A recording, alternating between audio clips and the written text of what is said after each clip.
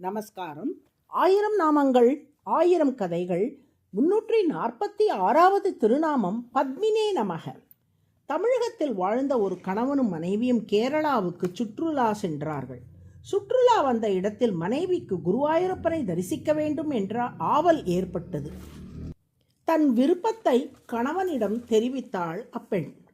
ஆனால் கணவனோ ஆனந்தமாக சுற்றுலா வந்த வேளையில் கோவில் பூஜை வழிபாடு இவற்றை செய்ய எனக்கு மனமில்லை என்று மறுத்தார். ஆனாலும் மனைவி கட்டாயப்படுத்தியதால் குருவாயூர் கோவிலுக்கு வந்தார். கோவிலுக்கு வந்த போதும் சுற்றுலாவுக்காக ஆசையாக வந்த என்னை இப்படி கோவிலில் கொண்டு வந்து வரிசையில் நிறுத்திவிட்டாயே என்று மனைவியை பார்த்து புலம்பிக் கொண்டே இருந்தார். மனைவியோ கண்கண்ட தெய்வமாயிருக்கும் குருவாயூரப்பனை தரிசிப்பது எவ்வளவு பெரிய பாக்கியம், அதை உணராமல் இப்படி பேசுகிறாரே என்று மனதுக்குள் வருந்தினாள். குருவாயூரப்பா, நீயே நல்வழி காட்டு என்று வேண்டிக் கொண்டே குருவாயூரப்பன் சந்நிதியை நோக்கி சென்றாள்.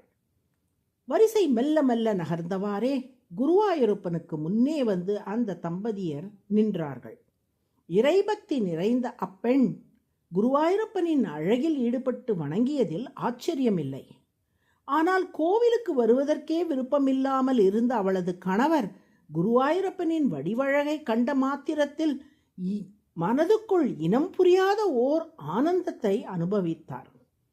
காயாம்பூவை போன்ற அழகிய ஓர் ஒளி, அதன் நடுவிலே ஒரு குழந்தையின் வடிவம், அதில் பேரின்பத்தின் சுவை ததும்புகிறது. சுருண்ட தலைமுடி பிறை சந்திரனை ஒத்த நெற்றியில் விழ இரு விழிகளும் அருட்கடலால் பொங்கி வந்து மனதை குளிர்விக்க, இரு கன்னங்களும் இந்திர நீல கல்லால் ஆன கண்ணாடி போல ஒளி வீச, மெல்லிய புன்னகை சிவந்த உதடுகளுக்கு மேலும் அழகூட்ட, கண்கண்ட தெய்வமாய் காட்சி தரும் குருவாயூரப்பனின் அழகு அந்த நபரின் மனதை முழுமையாக கொள்ளை கொண்டு விட்டது. உடனே, இறைவா, நான் விருப்பமே இல்லாமல் தான் இந்த கோவிலுக்கு வந்தேன். ஆனால் இப்போது உன்னை தரிசித்தவாறே எனது எண்ணம் மாறிவிட்டது. உன்னை தரிசித்ததால் தான் நான் பிறவி பயனையே பெற்றேன். உன்னை காணாத கண் அல்ல என்று மனம் விட்டு கூறினார். சந்நிதியில் இருந்து வெளியே வந்ததும் அந்த பெண் தன் கணவரிடம், பார்த்தீர்களா, அதுதான் குருவாயூரப்பனின் மகிமை. விருப்பமே இல்லாமல் கோவிலுக்கு வந்த உங்கள் மனதையும் ஈர்த்து விட்டான் பாருங்கள் என்றாள். ஆமாம், இனி ஒவ்வொரு வருடமும் ஒரு முறையாவது இந்த கோவிலுக்கு வந்து குருவாயூரப்பனை தரிசித்தே தீருவேன் என்று அங்கேயே உறுதி பூண்டார் அவளது கணவர். பக்தியே இல்லாமல் கோவிலுக்கு வந்தவர் குருவாயூரப்பனை தரிசித்தவுடன் பெரும் பக்தராகிவிட்டாரே, அது எப்படி சாத்தியம்? வேறென்றுமில்லை, குருவாயூரப்பன் தன் அழகினால் அவரது மனதை நன்கு கட்டி போட்டு விட்டான்.